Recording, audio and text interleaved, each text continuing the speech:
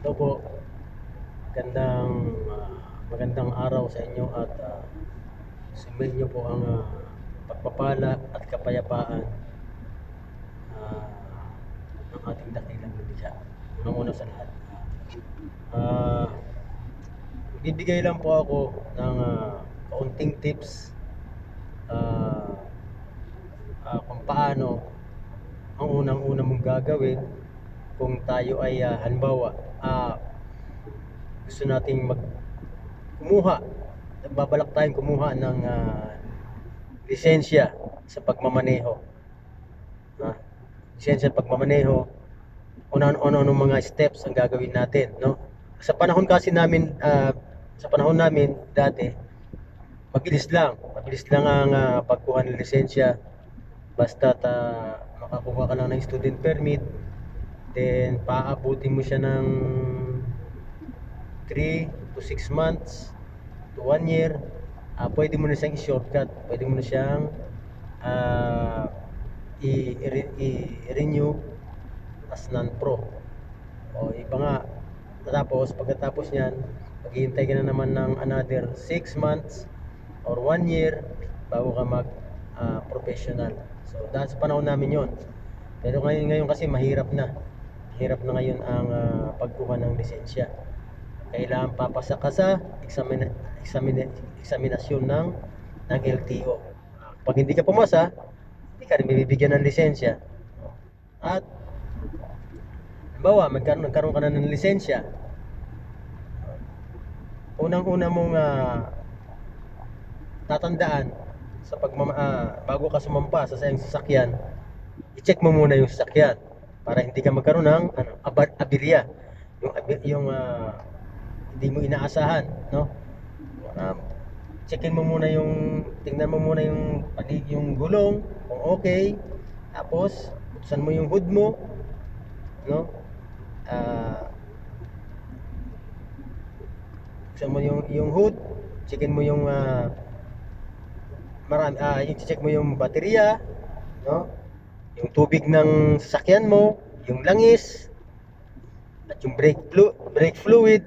Yan ang mga titignan mo sa sasakyan mo.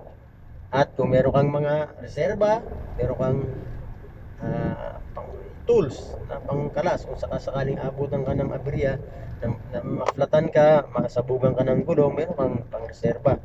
So yung mga dapat mong gawin bago ka sumampa. Kung halimbawa meron ka ng lisensya, no? Yan ang mga unang-una mo dapat tandaan. Tapos baon-baon mo dyan. Siyempre unang-una magdasal ka, sana ingatan ka sa daan, no? Tapos baon mo rin yung tinatawag na pasensya, mahabang pasensya sa kalye. Kasi hindi lang ikaw ang motorista, meron pang iba dyan na mga motorista, mga gumagamit ng kalye. Hindi lang ikaw gumagamit ng kalye, no? May mga bisikleta, may motorsiklo, may mga kotse, may mga truck, may mga trailer, may malalaking mga sasakyan yung gumagamit ng kalye. So kaunting pasensya ka lang para hindi mo abutin yung maka-aksidente ka, ikaw ma-aksidente, or magkaroon ka ng gitgitan or tinatawag na road rage, no? Yan, para maiwasan natin yan, pakumbaba lang tayo.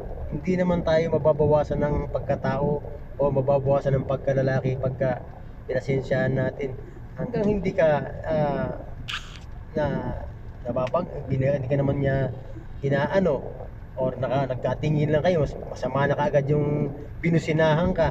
Yung iba ayaw ng binubusinahan at natutilig siguro kahit sino naman pagka binubusinahan ka, talagang mag-iinit ang ulo mo, di ba? Lalo pag yung mahabang busina. So yun maganda naman yun kasi winawarningan ka, no? Kung ikaw naman ay mag left turn at right turn, kailangan malayo pa lang prepare ka na. Kung papunta ka ng kaliwa, so nasa left side ka na dapat, no? Nagpe-prepare ka na, naka-hazard, signal ka na ng pakaliwa.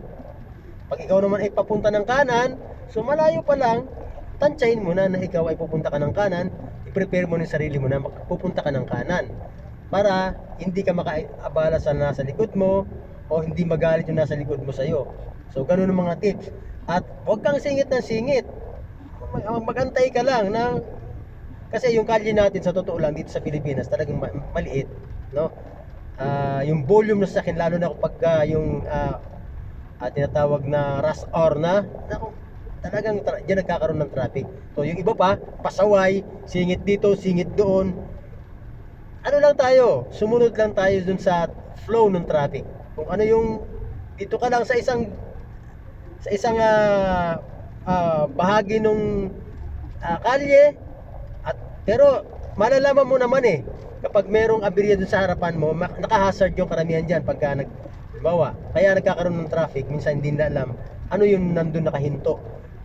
Pag dapat naman, kung halimbawa kung sino man yung nasiraan o may problema or anong nakahinto ka doon sa alanganing lugar, dapat mag-hazard ka, no? Para makita ka nung nasa malayo pa lang, naka-hazard, siguro may problema. So makakaiwas ka na kaagad.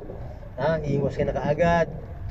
Punta ka na sa kabilang sa right side mo, o usually sa right side ka pagka halimbawa pagka nasa kaliwa mo yung merong problema, nasa right side ka, pupunta ka na agad. So prepare ka na kaagad. Ang layo pa lang makikita mo na yun. Pag itinabi niya, siyempre nasa right side yung may problema na sasakyan, so sa left side ka naman. Pero ka rin, ingat ka rin kasi merong mga sasakyan din nasa likod mo, so para hindi ka makaabala. Ganun lang. At ako kasi alhamdulillah, mapasensyahin tayo. Ilang beses na ako binangga ng motor sa likod, pero konting gas-gas lang, hindi ko na pinapansin yun kasi iniisip ko kaagad yung mga sa likod, yung maraming nakasunod sa'yo, so magkakaroon na maraming traffic. Hindi ko lang iniisip yung sarili ko, iniisip ko rin yung mga iba na nasa likod ko, yung mga ibang mga motorista din na gumagamit ng kalye. So dapat hindi tayo maging makasarili, no? Yung lahat, yung daan na yan, yung kalye na yan ay para sa lahat, no? Naka-design yan, para tayo ay magamit nating lahat yan. Hindi para sa isang tao lang yan, yung kalye na yan, no? So maging pasensyoso tayo, cool, no? At tapos respetuhin natin yung traffic, yung mga kung may traffic light dyan, irespetuhin natin yung nagta-traffic, yung kung sino yung mga nandyan nandyan sa nagmamanage ng traffic, irespetuhin natin kasi sila yung mga nandyan, sila yung nakakaalam, no? Sila yung nakakaalam ng traffic. So kaunting lamig ng ulo lang, no?